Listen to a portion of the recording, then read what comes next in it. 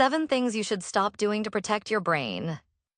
If you are over 65, here is something almost no doctor ever says to you plainly.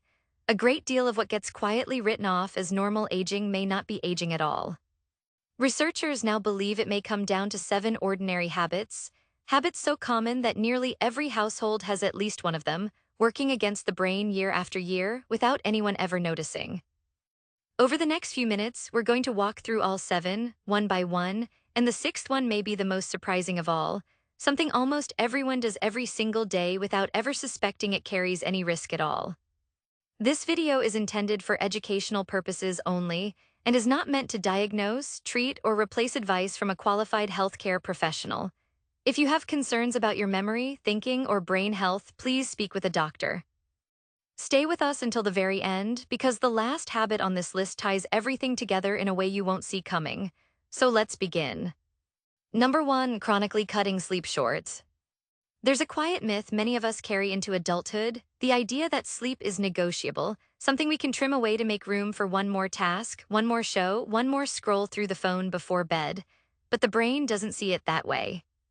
During deep sleep, the brain activates something researchers call the glymphatic system, a kind of internal cleaning process that flushes out metabolic waste, including a protein called beta amyloid, which has been associated with Alzheimer's disease when it builds up in excess. When sleep is repeatedly cut short, that nightly cleanup may be interrupted before it finishes. Consider Margaret, a 71-year-old retired schoolteacher who spent decades running on 5 hours of sleep, convinced she simply didn't need more.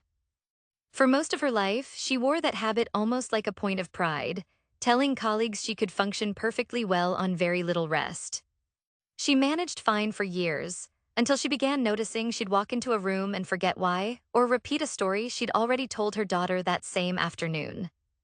Small moments at first, easy to brush aside, until they started happening often enough that she couldn't ignore them anymore. When she finally brought it up with her physician, one of the first questions was about her sleep habits.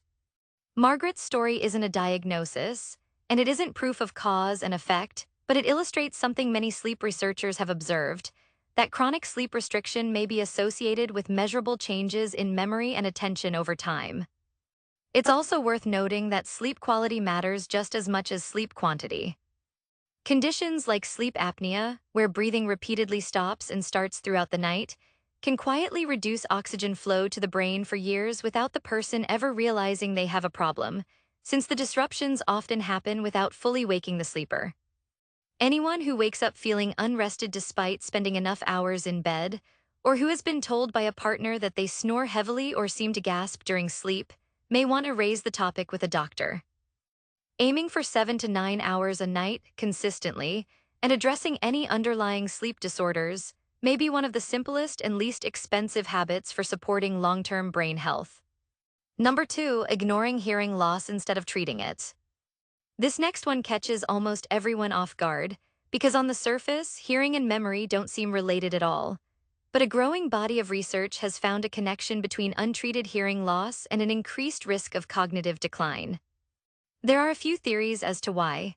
One is that when the brain has to work harder to decode muffled or unclear sound, it may divert cognitive resources away from memory and processing, essentially overworking itself just to keep up with a conversation.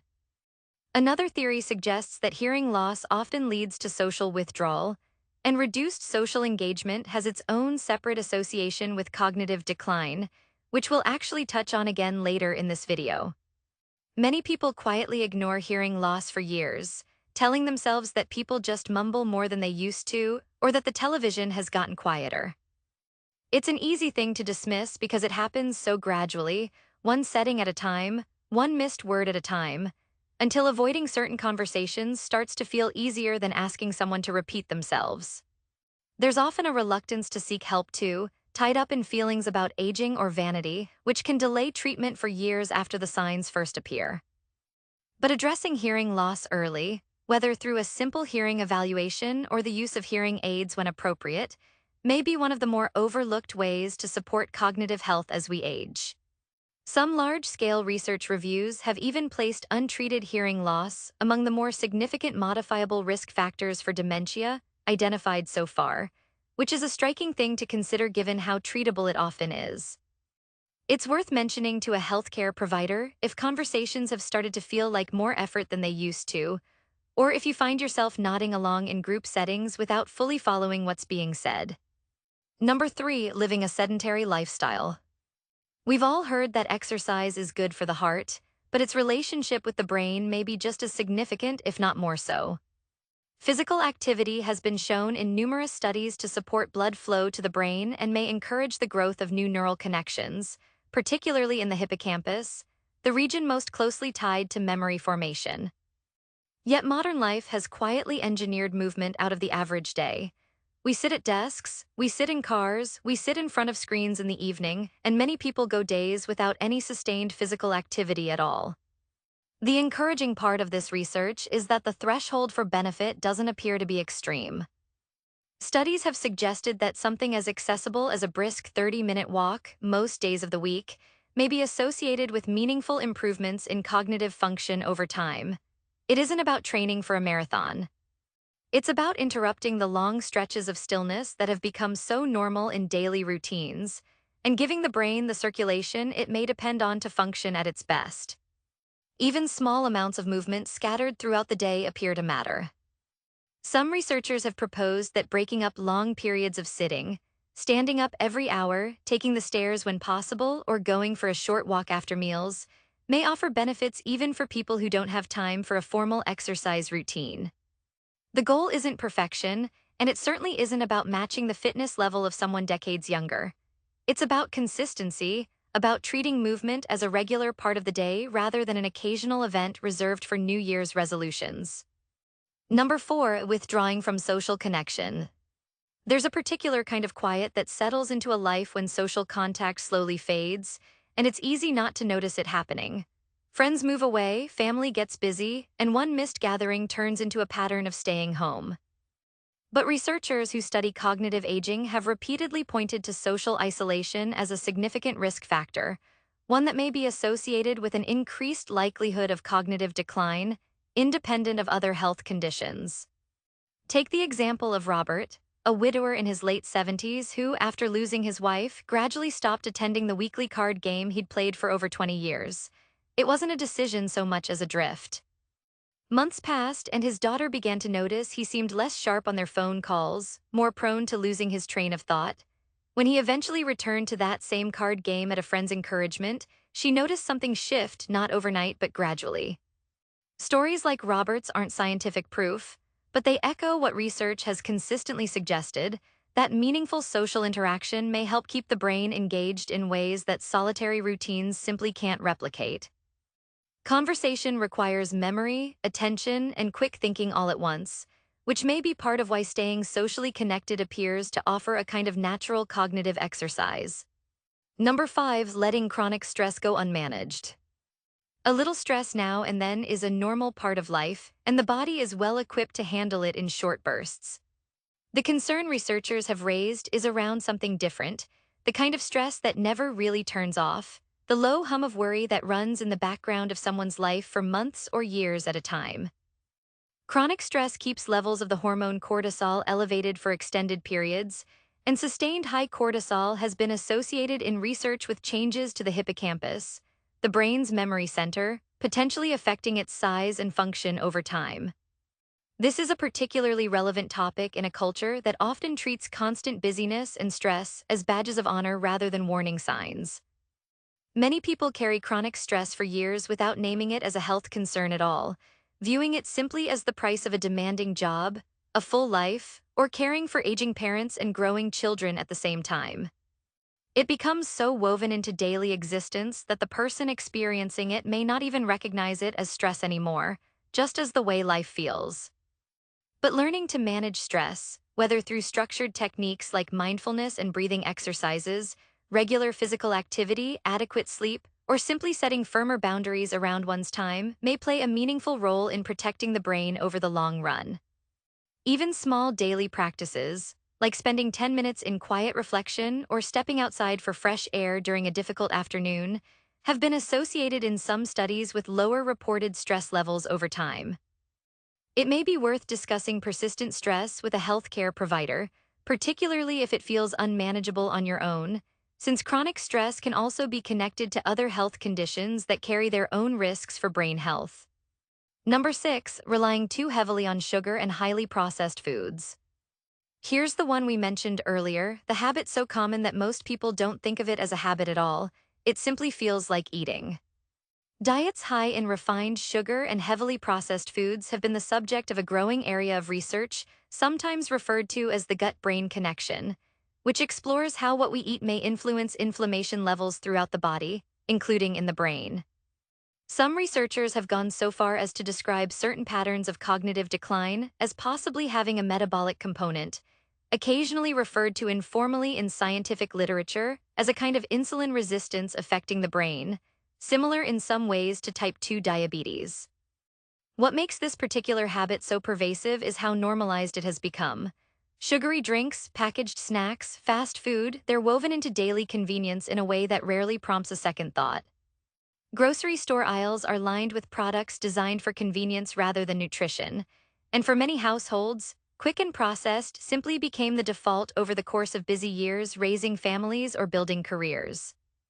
Research has suggested that diets rich in whole foods instead, particularly those resembling the Mediterranean or Mind dietary patterns, which emphasize vegetables, whole grains, healthy fats, and lean proteins, may be associated with a reduced risk of cognitive decline compared to diets high in processed foods and added sugar. Some studies have specifically pointed to leafy greens, berries, nuts, and fatty fish like salmon as foods that appear more frequently in the diets of people who maintain stronger cognitive function into older age. This isn't about strict rules or eliminating every treat, but about recognizing that daily food choices may be doing quiet, cumulative work on the brain, for better or worse, one meal at a time. Number 7, constant multitasking and digital distraction. The last habit on this list is one that has crept into modern life, so gradually most people don't notice its scale. The average day now involves a near constant stream of notifications, tabs, texts, and half-finished tasks, jumping from one thing to another without ever settling into deep, sustained focus. Some researchers who study attention have raised concerns that this pattern of constant task switching may, over time, be associated with reduced attention span and difficulty with deep concentration, both of which are closely tied to overall cognitive function. Think of Diane, a 64-year-old accountant who prided herself on being able to answer emails, follow a podcast, and keep half an eye on the television all at once. She saw it as efficiency, even a kind of skill she'd sharpened over years of juggling a demanding job and a busy household. It wasn't until a particularly demanding tax season, when she found herself rereading the same paragraph of a client's file 5 times without absorbing it, that she began to wonder whether her attention simply wasn't what it used to be, or whether the constant switching itself had worn something down. Her experience is anecdotal, not clinical evidence, but it mirrors a broader concern researchers have raised about the cumulative effects of chronic digital distraction on the brain's ability to focus and retain information. What the brain calls multitasking is, in most cases, actually rapid task switching, and each switch appears to carry a small cognitive cost, a brief lag as attention disengages from one thing and reorients to another. Repeated hundreds of times across a single day, those small costs may add up in ways that are easy to underestimate. Building in intentional periods of single tasking, even just 20 or 30 minutes without notifications, may help give the brain the sustained attention it may need to function optimally. Bringing all of this together, none of these 7 habits are unusual or rare. Sleep, hearing, movement, connection, stress, diet, and attention are simply the fabric of everyday life, which is exactly what makes them worth examining closely. One statistic worth remembering from research in this area is that up to approximately 40% of dementia cases worldwide have been estimated by researchers to be associated with a combination of modifiable lifestyle and health factors, meaning factors that are, at least to some degree, within a person's ability to influence. That number doesn't offer a guarantee, and it isn't meant to create fear, but it does suggest that the small, ordinary choices made every single day may carry more long-term weight than most of us ever imagined. If any of these 7 habits struck a chord with you or reminded you of someone in your own life, we'd love to hear about it in the comments below. Which one surprised you the most? And if you found this video helpful, please consider sharing it with someone who might benefit from hearing it, and subscribe for more educational content like this. Thank you for watching and take care of that remarkable mind of yours.